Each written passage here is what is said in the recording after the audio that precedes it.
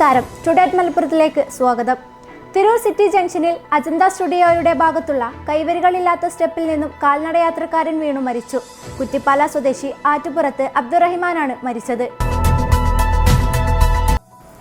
കനത്ത മഴയിലും മിന്നലിലും വീട് തകർന്ന് യുവാവിന് പരിക്കേറ്റു. എടപ്പാൾ ഉദയന്നൂർ കൊട്ടാരത്തിൽ അനിതയുടെ മകൻ വിനീഷിനാണ് ഓടും കൈക്കോലും തലയിൽ വീണ് പരിക്കേറ്റത്. താനൂർ ഹാർബറിൽ സ്വകാര്യ വ്യക്തിയുടെ ഉടമസ്ഥതയിലുള്ള ഐസ് പ്ലാന്റിൽ അമോണിയം വാതകം ചോർന്നത് പരിഭ്രാന്തി പടർത്തി. സൈഡ് സ്ലാബ് ഇടിഞ്ഞു വീണതിനെ തുടർന്ന് പ്ലാന്റിലെ അമോണിയം പൈപ്പ് പൊട്ടുകയായിരുന്നു.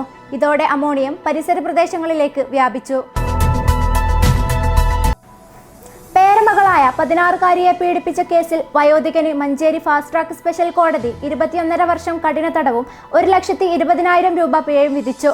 പെൺകുട്ടിയുടെ പിതൃപിതാവിനെയാണ് ജഡ്ജി എസ് രശ്മി ശിക്ഷിച്ചത്. പിഴ അടച്ചില്ലെങ്കിൽ 1 മാസം വീതം അധിക തടവ് അനുഭവിക്കണം. എടക്കരയിൽ മഞ്ഞപ്പിത്തം ബാധിച്ച് യുവാവ് മരിച്ചു. ചുങ്കത്തറ സ്വദേശി തെജിൻസേനാണ് മരിച്ചത്.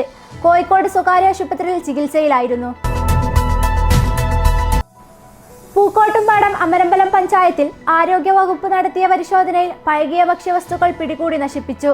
ഹെൽത്തി കേരള പരിപാടിയുടെ ഭാഗമായായിരുന്നു പരിശോധന. ഹോട്ടലുകളിൽ നിന്ന് പഴകിയ എണ്ണയും ബീഫും ചിക്കനും, കൂൾബാറുകളിൽ നിന്ന് പഴകിയ പാലും പിടികൂടി.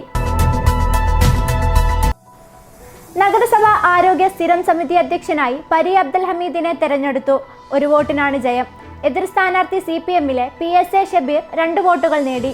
33-ാം വാർഡ് കോൽമണ്ണയിലെ അംഗമാണ് തെരഞ്ഞെടുക്കപ്പെട്ട അബ്ദുൽ ഹമീദ്. കൊണ്ടോട്ടി വട്ടപ്പറമ്പ് അംഗനവാടി അപകടാവസ്ഥയിൽ. കെട്ടിടം നിർമ്മിക്കാൻ സ്വകാര്യ വ്യക്തി അംഗനവാടിക്ക് ചുറ്റുമുള്ള മണ്ണെടുത്തതാണ് പ്രതിസന്ധിക്ക് കാരണം. നിലവിൽ സമീപത്തെ വീട്ടിലാണ് അംഗനവാടി പ്രവർത്തിക്കുന്നത്. ഇതോടെ ടുഡേറ്റ് മലപ്പുറം സമാപിക്കുന്നു. പുതിയ വാർത്തകളുമായി അടുത്ത ദിവസം കാണാം. നന്ദി.